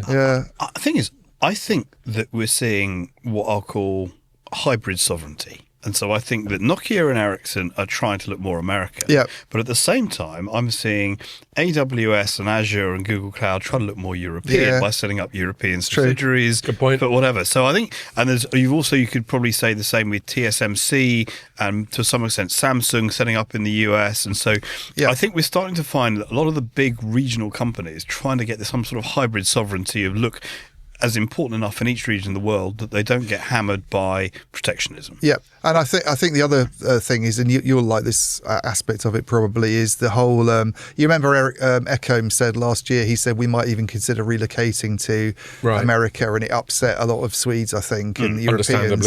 And you're like, why are you so down on Europe? And the reason they're so down on Europe is the regulatory stuff. It's like from their perspective. It's a very fragmented market. Nobody really spends very much on I mean, whatever you think about the usefulness of 5G, that's what they make their money from. Yeah. And you look at the figures they've got about mid-band rollout, and it's nothing in Europe. And Ekholm's been bitching about this for years. All their money just comes from the US these days, really. I mean, as far as I can see, there's like maybe 5 companies in Europe that have enough clout that essentially the Americans can't do without. Yeah. There's Nokia, Ericsson, ASML, ARM and SAP are all probably the 5 which are... And ARM is Japanese owned. A Japanese, UK... It's Japanese owned, but it's still kind of a UK... Cambridge. Well, their HQ is still in Cambridge. And I think to a field. I mean, it wouldn't have been sold, I don't think, today. So I think all of them have now got sufficient firewalls that they're embedded in US technology one way or enterprise one way or the other. There might be a couple of others I'm missing out on that. And then on the other, going the other direction, obviously the 3 cloud companies and NVIDIA and some of the other semiconductor companies and probably Cisco and a couple Oracle. Are pretty much, when I heard the European Commissioner Virkkunen a month or so ago, she was saying, look, we get 80% of our technology either from the US or from China, and frankly, there's no way we're going to get it to 0%. We are going to be dependent. So the question is how Europe can insert its own sovereignty layer against those having too much international influence. And I think you'll see the same thing on both sides of the Atlantic. Yeah, totally. Yeah, so in the same way that all of our cloud services, I think the UK did this report where it's like 80% is like Microsoft or Amazon.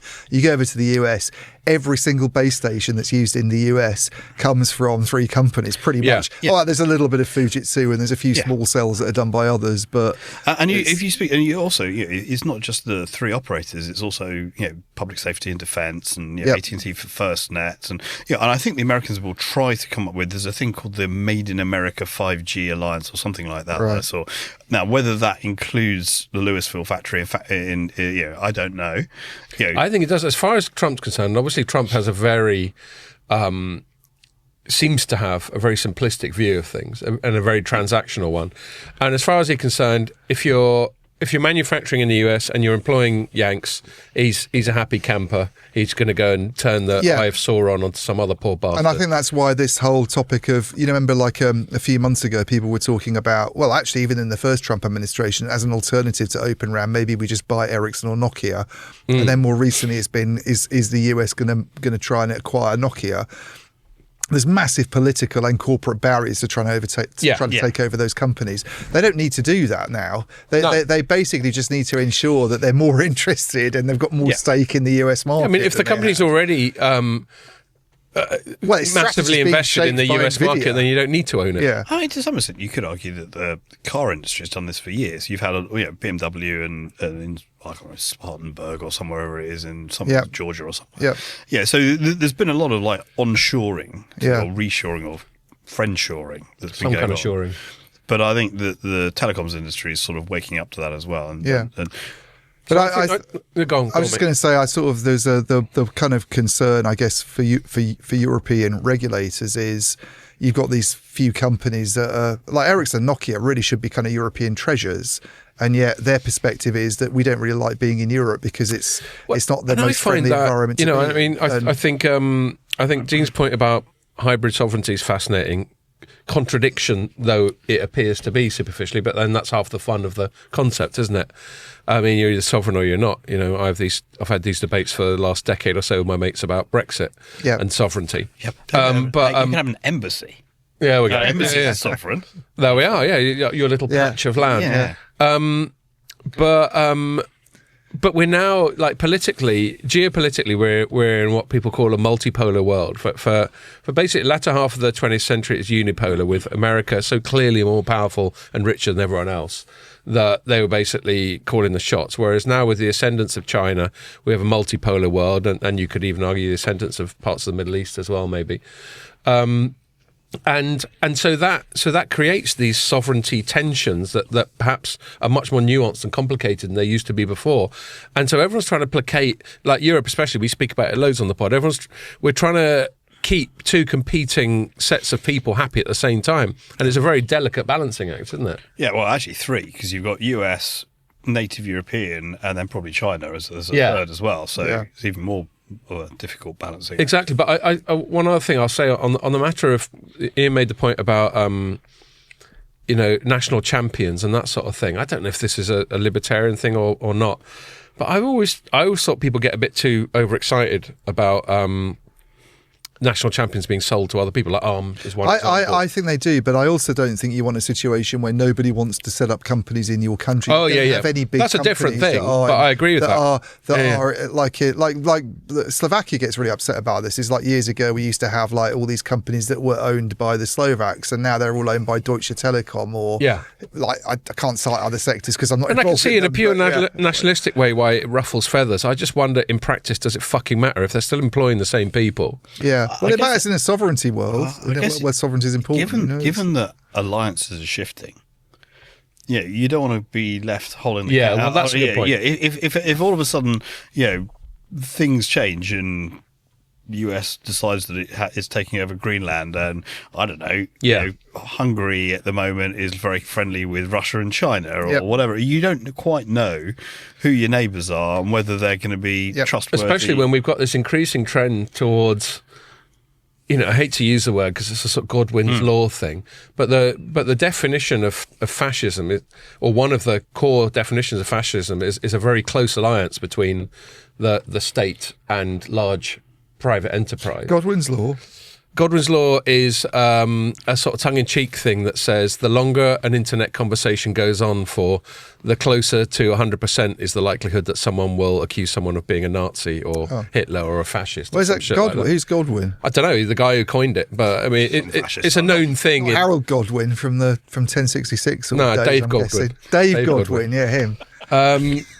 Yes, I don't know who the Godwin is. It would be convenient if he was called Dave, but yes. So I'm invoking that. But the point is, we do seem to be getting to a point where, and we've said this loads of times on the pod, people criticise Huawei for being too close to the Chinese state. But at the same time, someone like Trump would be very happy to lean on his US private enterprise to suit his own political agenda. And maybe this is just happening more and more, where we're getting this Venn diagram overlap between politics and private enterprise. Yeah, I think it's slightly different dynamics of push versus pull. In the US, it seems to be more that companies are happy to, well, not happy, but are more inclined to ingratiate themselves, where I suspect in other parts of the world it's a bit more, you will do this. Yeah, I think that's a detail, though, because the outcome's still very similar.